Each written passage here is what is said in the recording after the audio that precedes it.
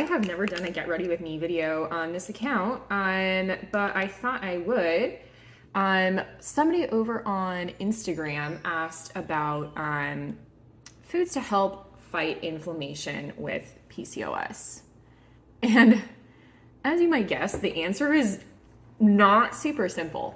There are so many different causes of inflammation with PCOS, and I think one thing to understand is that having a chronic condition like PCOS is in and of itself inflammatory.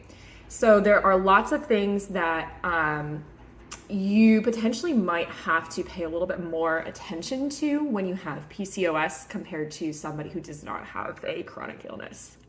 So one of my dietitian colleagues, Rachel Hartley, and I don't know if she's on TikTok. If she is, I'll tag her, but she's definitely on Instagram if you want to go find her page.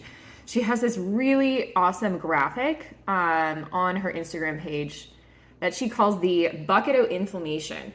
And so basically, the way that she's describing this is that everybody has a different size bucket of inflammation based on their genetics. And what that means is every person is able to tolerate a certain amount of inflammation.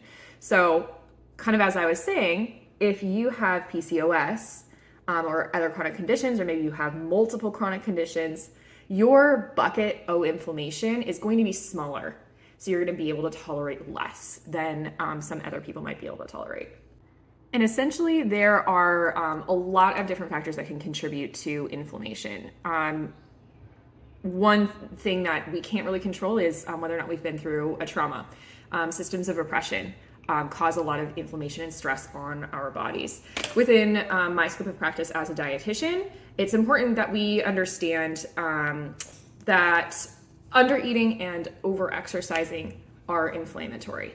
And so I work with a lot of my clients to make sure that they are eating enough, and that if they do engage in physical activity, if that's right for their body based on their level of ability, that it's not excessive. Totally forgot setting spray. Usually I do this before my bronzer, but whatever. Here we are. It doesn't really matter. And then outside of my scope of practice as a dietitian is whether or not you have a mental health condition like anxiety, depression, something like that. And that's when I refer out or encourage you to talk to a therapist if you already have one. Of course, I am happy to help folks with basic stress management, but why not go to an expert? And then back to my scope of practice and the original questions. Are there foods that we can add in to help with inflammation for PCOS? And so these are anti-inflammatory foods for everybody, but essentially we're looking at sources of antioxidants and sources of omega-3 fats to help fight inflammation. So the sources of antioxidants that we can consume are fruits and vegetables foremost, and then whole grains, nuts, seeds, and legumes. And then when we're talking omega-3 fats, your nuts and seeds are a category that are going to have both the antioxidants and the omega-3 fats.